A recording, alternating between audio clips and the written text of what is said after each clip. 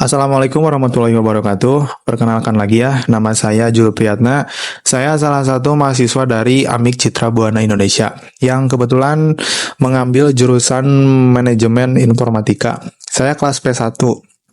Oke, di sini saya akan sedikit mereview sebuah buku, dua buku yang saya baca. Yang pertama itu judulnya Berdamai dengan Rasa Malas, karangan Munita Yeni, dan yang kedua itu judulnya Berdamai dengan Rasa Overthinking, karya Rahma Kusharjanti. Oke, kita mulai dari buku yang pertama, Berdamai dengan Rasa Malas.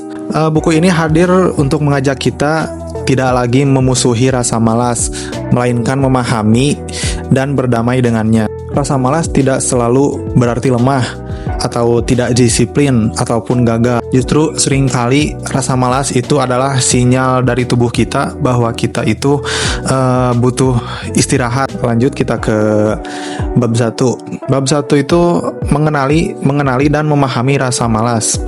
Rasa malas itu bukan dosa, bukan pula sifat permanen. Ini hanyalah refleksi dari tubuh kita, alami dari tubuh dan pikiran yang memberi sinyal untuk istirahat. Seringkali kita diajarkan oleh orang tua kita atau orang-orang di sekitar kita bahwa rasa malas itu adalah hal atau sesuatu yang buruk. Akibatnya rasa malas itu muncul, kita justru merasa bersalah, padahal yang dibutuhkan adalah pemahaman. Oke, kita masuk ke jenis dan akar rasa malas. Rasa malas itu ada beberapa jenis. Yang pertama itu malas fisik. Malas fisik itu disebabkan oleh tubuh yang lelah, kurang istirahat, kurang nutrisi, atau gaya hidup yang tidak sehat. Yang kedua ada malas emosional. Malas emosional tuh contohnya seperti rasa hampa, kehilangan motivasi, merasa kosong, ataupun cemas. Yang ketiga malas produktif. Nah, malas produktif itu kadang terjadi pada kita keseharian yang kurang produktif, itu malas produktif. Oke. Kita masuk ke cara berdamai dan cara kita bangkit dari rasa malas. Rasa malas itu bukan kita untuk memaksakan rajin, tapi kita merawat diri dan mengatur strategi hidup. Dan langkah-langkahnya itu ada beberapa langkah-langkah. Yang pertama itu terima dan validasi rasa malas. Jadi kita harus menerima rasa malas itu.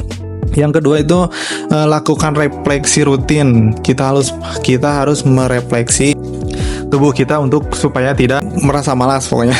Yang ketiga itu buat tujuan kecil dan realistis. Nah, kalau kita punya tujuan, pasti rasa malas itu tidak akan hadir walaupun kita paksakan.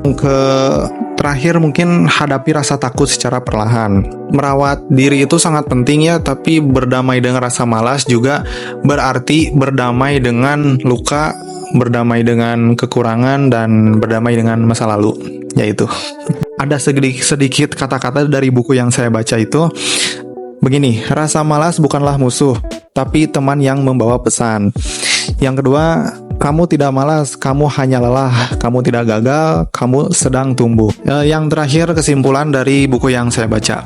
Jadi kesimpulan yang saya baca itu, buku ini bukan panduan untuk menjadi rajin secara rutin, tapi ini adalah panduan untuk hidup lebih sadar, hidup lebih seimbang, dan penuh kasih sayang pada diri sendiri. Oke, jadi mungkin segitu rangkuman dari buku yang saya baca yang berjudul Berdamai dengan Rasa Malas.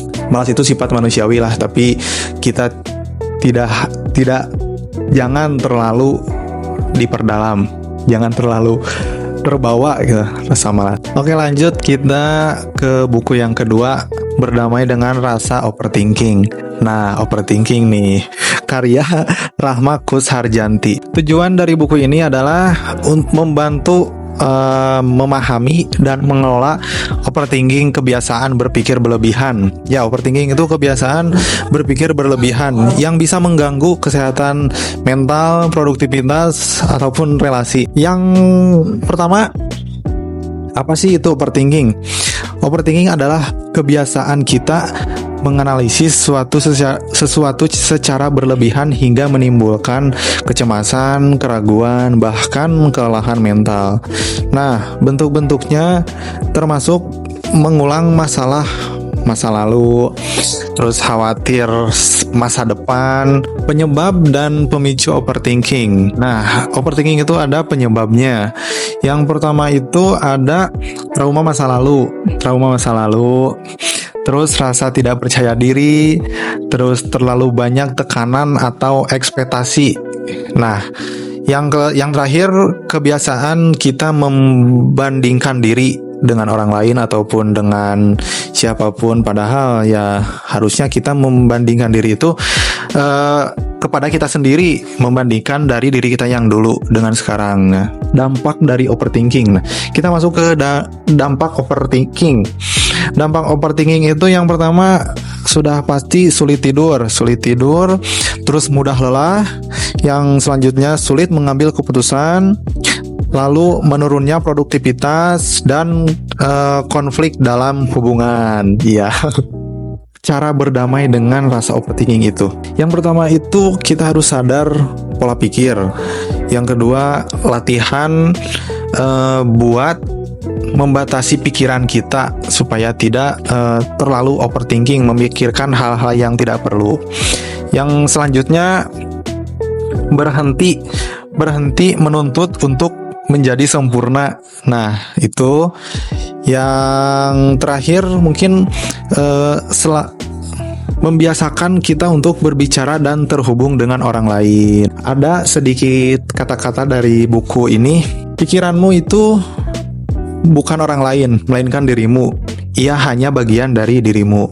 Oke, yang kedua, tidak semua pikiran harus dipercaya. Makanya kita tidak boleh terlalu mempunyai ekspektasi yang tinggi. Kalau misalnya tidak sesuai ekspektasi kan lumayan ada sakit-sakit. Yang terakhir, kesimpulan dari buku ini, overthinking bukan musuh. Overthinking juga bukan musuh, melainkan ia hanyalah sinyal yang perlu kita pahami. Dengan mengenali penyebabnya, kita bakal bisa mengubah overthinking menjadi alat pertumbuhan, bukan penghambat. Oke, mungkin segitu saja review singkat buku yang saya baca, tapi tidak semuanya dibaca sebenarnya karena saya membaca yang inti-intinya saja. Oke, mungkin segitu saja. Makasih yang udah nonton. Assalamualaikum warahmatullahi wabarakatuh.